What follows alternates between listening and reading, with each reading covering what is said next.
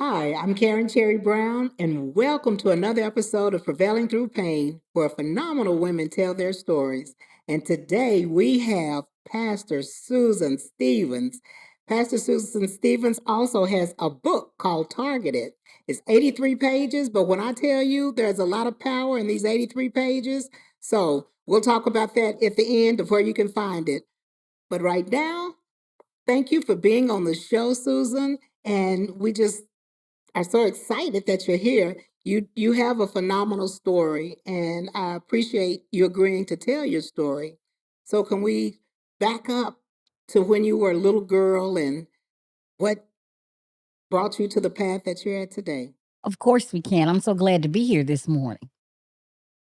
Um, I was born in Dallas, Texas, born to a single mom, and my grandmother was a assertive Kojic Church of God in Christ missionary who refused to allow my mom to have a single childbirth to where she was just not married. So Mm-hmm. I don't know if this was an arranged courtship or an arranged marriage, but my mom married a man by the name of Tennyson Stevens just to make sure that when I got here that there was a father's name and On I the was birth taking certificate. his name on Uh-huh. the birth certificate. So that's how the story begins. It begins with me being born to a wonderful woman by the name of Murdy D. Stevens, who loved me, a grandmother who was a um just a pillar of strength, who was my and is my shero today, taught me about being a productive, strong, and an educated Black woman. So that's how the story began. So I don't know. I don't think we've ever talked about that. My grandmother raised me from the time I was 11 months in Kojic. Oh, And, wow. and unfortunately for me, my first husband, because moving to California and we were living together, but we were living together for financial situations. But Hmm. my grandmother was like, no, you will not be living with a man unmarried. So we married, but that wasn't, yeah, but that's another story. Amen. So I know at an early age, you talked about in your book, you and your mom were asleep, had Right, gone to sleep. So would right. you tell us a little bit about that?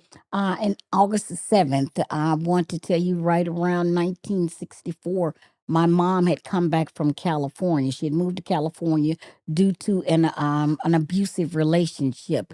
But she came back. She got a house in the housing projects. My grandmother lived up on the other side of the housing projects. And I always remember this. My mom worked at A Mill Office Supply.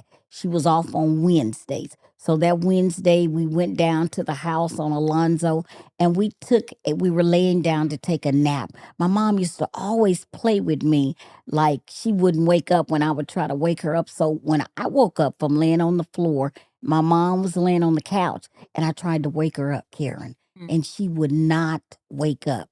And I was 9 years old. I kept trying to shake her and wake her up. And it wasn't 1964. I got that date wrong, but I kept trying to wake her up and she wouldn't. And so I remember getting up, running up to a neighbor's house whose name was Miss Polly. And I told her, I can't wake up my mama. And my mama was only 37. And so she came back down to where I was. And she said when she looked at her, she knew that she had died.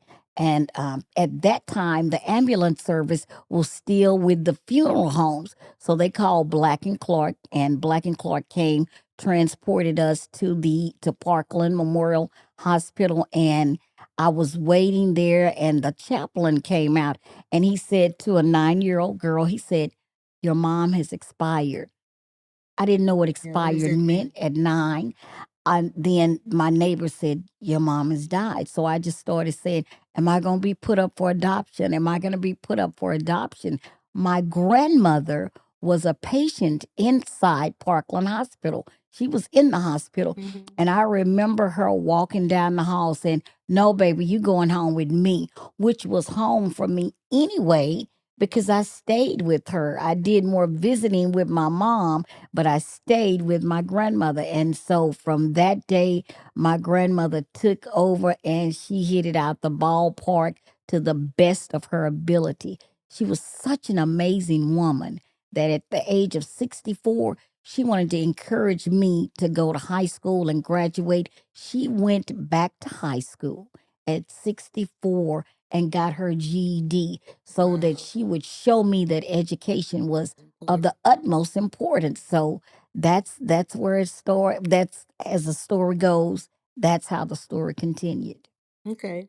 So now you're living with your grandmother.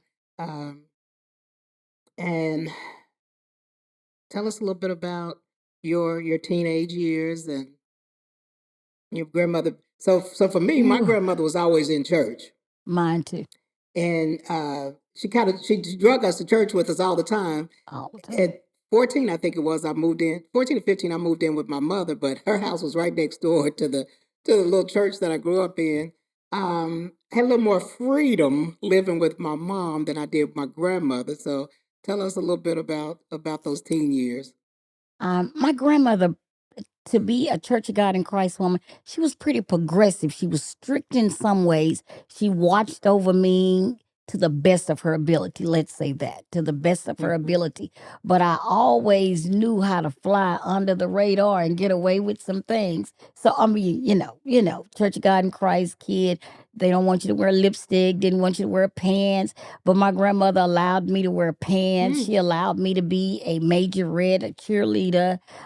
She put me in ballet at an early age because these were the things she wanted to keep me from becoming pregnant. Hmm. Because during the time I was growing up, girls were having babies because birth control wasn't as prevalent as it Hmm. used to be, not now, but used to be. So she didn't want me to become pregnant. So she felt like if she kept me busy, that I would stay all right. And I did for the most part. But I also was employed at Washington Street Presbyterian Mission, which was where all the kids hang out. We hung out there. Mr. Walter Travis was a great man, watched over all the kids as best he could. But as I share in this book, you have to be careful who you employ because he employed a gentleman by the name of Donnie who was a pedophile, and he got under my grandmother's radar. He was a very smooth character. And so he did what I later found out was called grooming me and grooming my grandmother to win her trust. Mm. And so a great deal of my teenage life, I was molested by him. But, he would tell me, if you tell your grandmother, she's going to kill you. But my thing was, if I told my grandmother, she was a fighter. She had to fight, as the story says, all her life to survive. And so I felt like if I told my grandmother that my grandmother would end up actually hurting him and I would be put up for adoption. And then in those days, you just did not tell that kind of stuff. You just didn't. You kept it and you took it to the grave with you. And plus, I was already fast. I already had a boyfriend and everything. I was pretty That's one popular. of the fast Yeah, girls. I was That a little she's a fast fast little girl. girl. Yeah. That's what those And old women so used to that's say. what I figured the old Yeah. women would say. Yeah. She was fast. She wanted it. So I just kept it to myself. I didn't tell anybody. Wow. And this went on for how many years? This went on from the time I was about 13 years old till 15. It just went on. And So you yeah, never told your grandmother. didn't. I know you also got involved with someone at a early age that wasn't the best influence in your life. Can you tell us the story about that? Which one would you be talking about? Which one? So you ended up with a young man Oh, that was abusive. mhm. His name was Carl. They called him Little Carl. And I always had this, oh my God, this fascination with bad boys. And he was a bad, cute boy, and he was older than me, and he knew a bit about the street life. And so I connected with him. My grandmother told me, she said, Susan, I went to bed last night and I had a vision of this man standing over you with your head down and him just looking down at you in an abusive way. And I said, oh, she just don't want me to have no fun. That's what I thought. she didn't want me to have any fun. But no, she knew very well what she was talking about. It was through Lil Carl that I got introduced to the streets, and then the story goes on and on. It was I dropped out of school when I was 17 Okay. years old, had an apartment because my grandmother died when I was 16. My uncle came down from Hawaii. She told him to take me back, but he was young.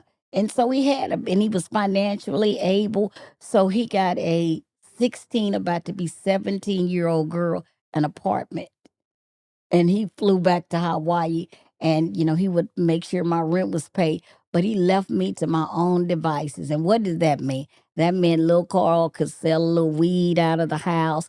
All the kids, because I was a co-captain of the majorettes, could come over and we could have what the kids today call a kickback. It was actually, we could skip school and get high and meet your boyfriend and all that kind of stuff, and all of that took place.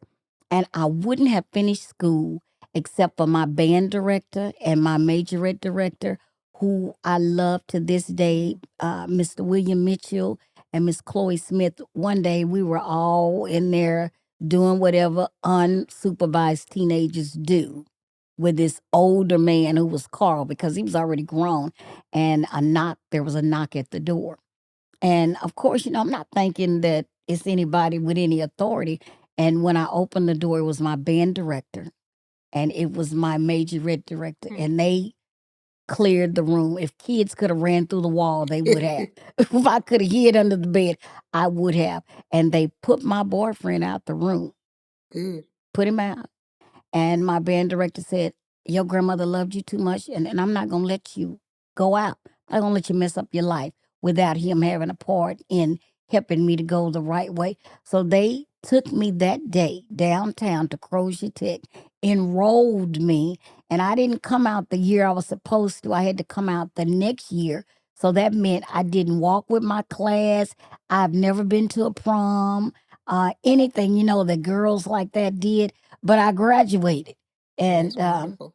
I was able to go on to college. Although, that's rough too. And we can talk about that. Well, let's talk about it. Uh, So, they separated you from Carl, hmm. but did you stay separated from Carl? Okay. No, I did. Like, little Carl went to jail. By the time he came back, I had began a life of prostitution.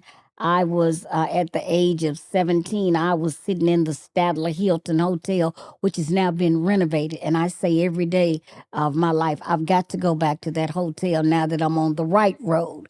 I was sitting in the hotel having cocktails with gentlemen who were able to afford the prices that I gave them So, for a so good let me ask you time. this. So you said you had at what age did you start prostituting? I started prostituting at 17. So was it survival that are just in meeting the wrong people? What meeting the wrong people that gave you some ideas of making money? What Um, led you to that road? I've never been afraid of anything, and sometimes that's a bad thing. Mm-hmm. And I've always been a risk taker. And so I got a job downtown at a cocktail bar called the Wild Wild West. And so this was where all the pimps and the prostitutes came, and, all the shady characters. And they had a stage and I could dance. And so I would get up on this stage and I would dance and they would tip me well. And someone told me, you know what? You can make a lot of money. And so they shared what they called the game with me, and that it took off. It took off from that one time in a green corduroy skirt suit, dressed beautifully, sitting in a hotel, and it spiraled out from there. It was a downward journey. There was no up in it but God, none.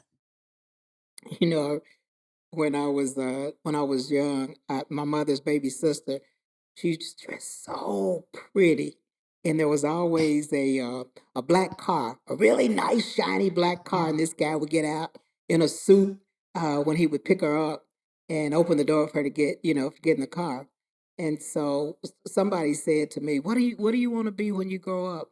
And I said, I want to be like my aunt. And I'm not going to say her name in case her children see this, but all my family knows she is.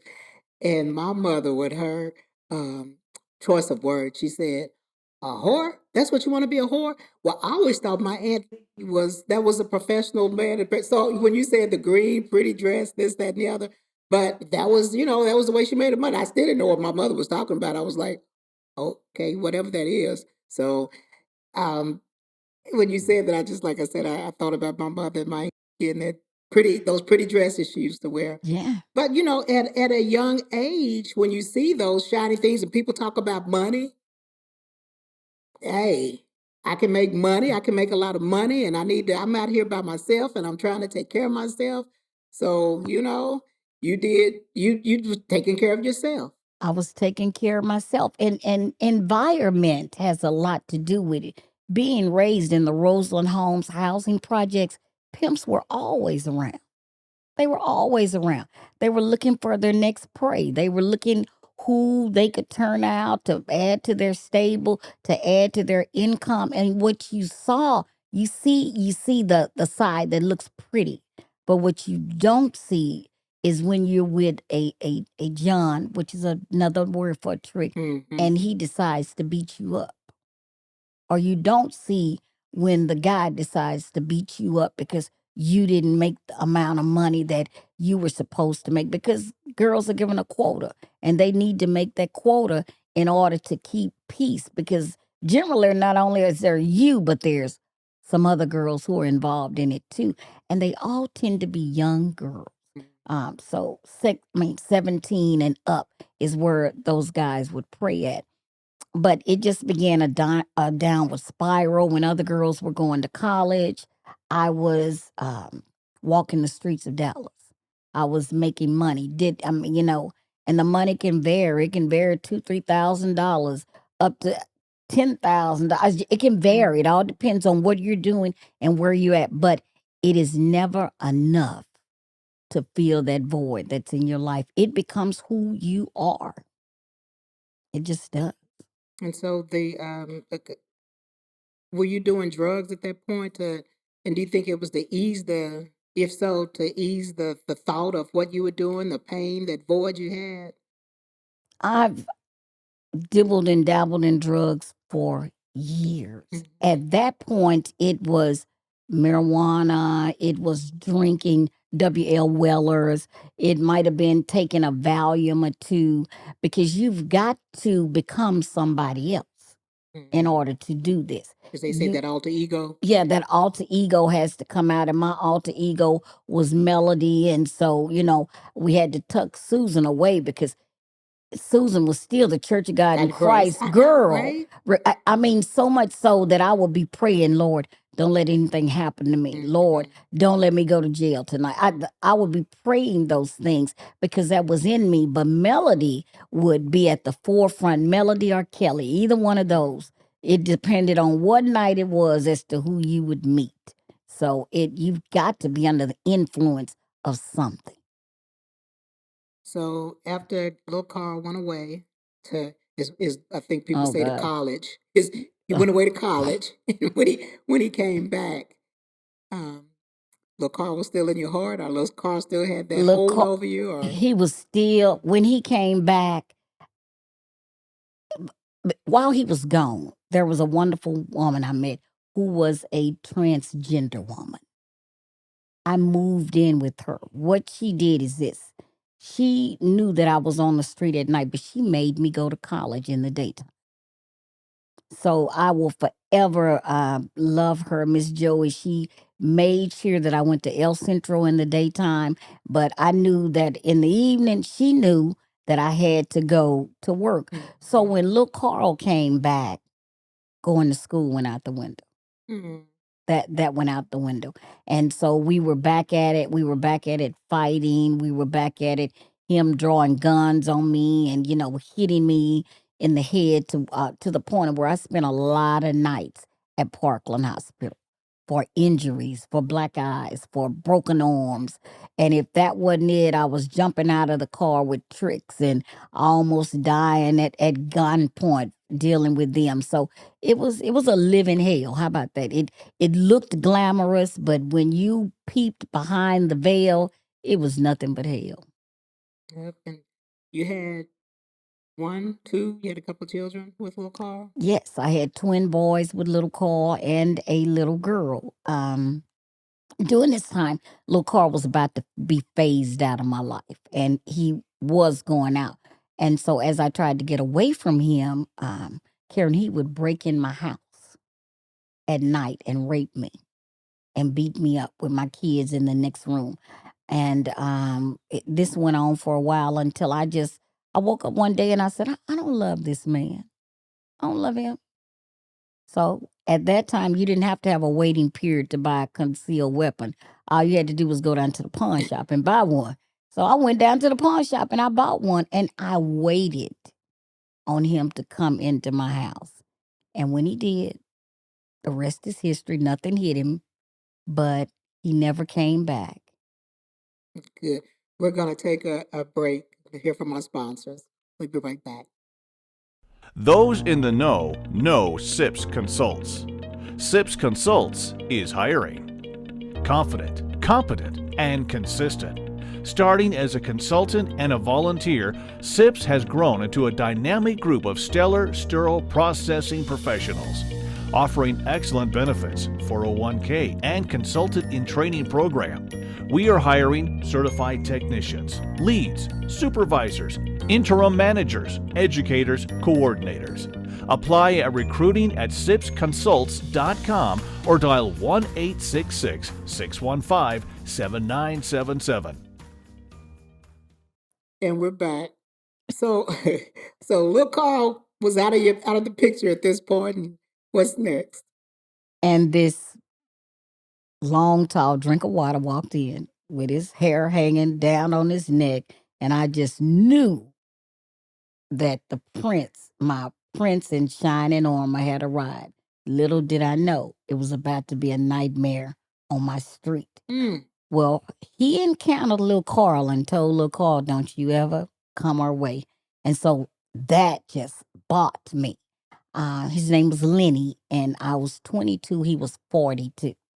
That's why I have issues with young girls and older men or young women, and I have them to this day. It's just they know just a little bit more than you. They've experienced more than you've experienced. So Lenny walked in. Lenny had been in the Air Force. He was actually my cab driver, because in those days hookers rode in cabs because you didn't want to leave a trail with your driver's, your license or anything. And so we met and we started talking, and he was just wonderful because I like tall men. And so, I mean, being honest, let's talk about it. And good looking didn't hurt either, good did it? looking too. And he could put a complete sentence together. And so all of that intrigued me. And he was a gentleman to my children. And I knew he was a Vietnam vet, but Lenny had one issue. Lenny was a heroin addict. He shot heroin. And so I would, that didn't bother me because it didn't seem like it had any bearings on his life. But soon I became introduced to heroin. And that's where the plot thickens. It was a whole different drug from marijuana or from pills or drinking it, and it was different from that. And so as the story goes, when Lenny came in, I thought we had a perfect relationship until I came home one night and my aunt and my dad were already there, and there was police tape around my house. And even though they didn't want me to go in the house, I ran in the house, and my son was dead, and my other son was beaten beyond recognition, and Lenny was nowhere around. And I picked up my son and I said, God, you couldn't love me, because if you did, you wouldn't allow this to happen to me. So Lenny had murdered one of my sons, and he had beaten the other son beyond recognition to the point where he had to have a colostomy bag and had to just be repaired. And my daughter was just laying in her bed. He never touched her. And the twins were how old? The twins were 2. They were 2 at this point. And so at that point, the state of Texas, they blamed me. They said I should have known he was a murderer. I should have known that. Well, I'm still trying to figure out today, how would I have known that? Because he was always a gentleman, always a gentleman. And so at that point, the state of Texas came in and they took custody of my children that were alive. And I just felt like my whole life was just nothing. Like I was living in, I went from being all right one day to living in pure hell the next day. And the drug abuse, it just, at that time, I just wanted to die, Karen. I didn't want to live anymore. I didn't have a will to live. I weighed 94 pounds and my hair was coming out in patches and I was trying to cover it up with wigs and all that. And so, I'll just never forget that I felt like nobody cared. They wouldn't let my stepdad or my aunt have the kids. They took them. Carl's mom wanted them. I said no, because she had made too much of a mess with her sons. Like I was like, no, I'm gonna fight for them. Well, I didn't do good fighting. So eventually, the state of Texas won, and I'll never forget when my son died, and we were at the homegoing celebration, and the little casket was about that big, and I was so high, so sedated. I had to be, to make it through that. There was just I can't even begin to describe the pain. It was I I never want anybody to have that kind of pain, not ever. And little Carl was there, and so we had to have the police had to be there because he wanted to fight me then, which probably would have been, all right, because I probably would have, let, took him out then because I was so hurt. But I never forget, I woke up and I said, I can't live in this house. And I walked off and I left the house on 2407 Burger Street with a house full of furniture. I just bought furniture for my kids and for the house. I left it. I went and got a hotel and I shot so much dope that night because I wanted to die. I injected what was called preludes, which is a synthetic form of speed, and heroin, which is, we know what heroin is, an opiate. And I just walked up and down the street because I wanted God. I was like, God, just kill me, take me. I can't live like this. You were how old at this time? I was 22 years old, That's 22, 23, yeah. That's a lot for somebody at 60 something. Yeah, that's a lot. That's a Yeah. lot. 22, we still trying to figure out who we are, what we're gonna do next. Yes, And you've lived a whole life. a whole life. So it was just, it went from bad to worse. And if there's anything past worst, that's what it looked like.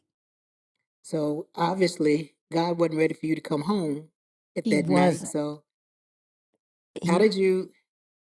Did you wake up from that? I mean, did somebody wake you up? Did you wake up from that? Because there's a whole lot of drugs to had put in and come out on the other side still. I know. Still with those opening those eyes. I know.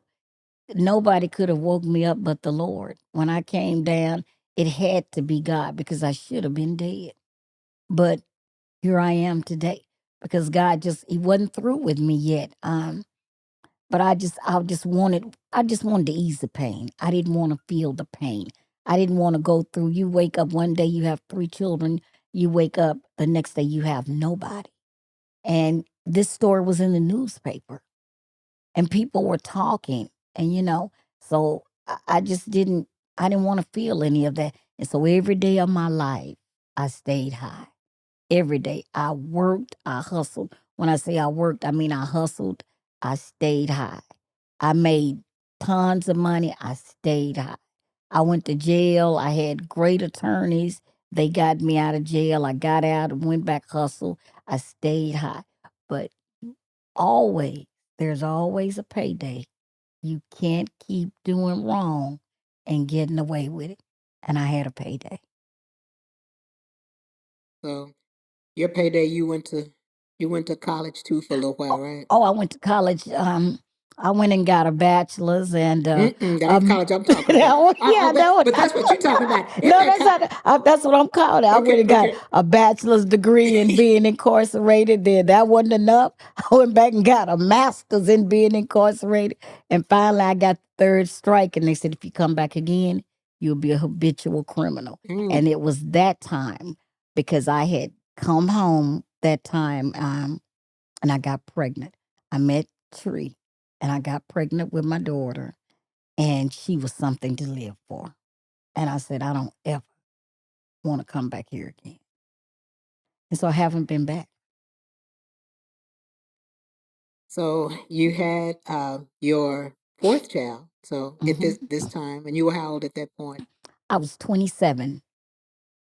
Still a baby, as Yes, we'd say. I had lived a lifetime. I probably done more than most people do in a lifetime. By the time I was 27 years old, I had not only been to college in Dallas, but I had been to college in Houston, and any state I went in where they had one, it looked like I had to go and just see it, just be a part You of said the this was better than the judicial last one. system Yeah. there. Yeah, so yeah, at 27, I had my daughter, and I got a dirty UA, You got a dirty urine analysis, I'm sorry. a marijuana dirty urine analysis, Mhm. and they locked me up on the spot with my daughter. She was playing with the handcuffs. That was a couple of years later. She Aw. thought they were bracelets. And it just hurt me so. And God gave me an incredible bonus mom by the name of Gracie. She was an incredible, incredible woman. She kept my daughter. And when I came home, she said, this is it. She went and got me a job. And I was working as a sales consultant over the phone. That's a proper name for a telemarketer. Okay. And a lady heard my voice and she said, you have a great radio voice. Have you ever considered radio? And I said, no. And about 3 weeks later, I was enrolled in Elkins School of Broadcasting. And so, that's my life. I always say, if God wouldn't have given me my daughter, I would probably either be dead or incarcerated. So she was my saving grace because I did not want to have to explain to her why you looking at me through a glass window. So it's been a little different then. It's been a lot different. So then you got away from that life, Oh, Lord. got your degree, Mm-hmm. and you're a pastor now. I'm a pastor. So I know it probably was difficult telling your story, being in the light now of let's, for lack of better words, I'll say Christians, and sometimes we can be the most judgiest people in the world. So what gave you the strength to tell your story after you had changed that part of your life and started a new life? You know what? When this story was supposed to have been written at least 20 years ago. But during that time, I was a bit worried and concerned about what the church would say about me. At that time, I was a staff pastor at Friendship West Baptist Church. Wasn't worried about what my pastor would say because my pastor's phenomenal. But I was a bit concerned about what the church, how would they receive me?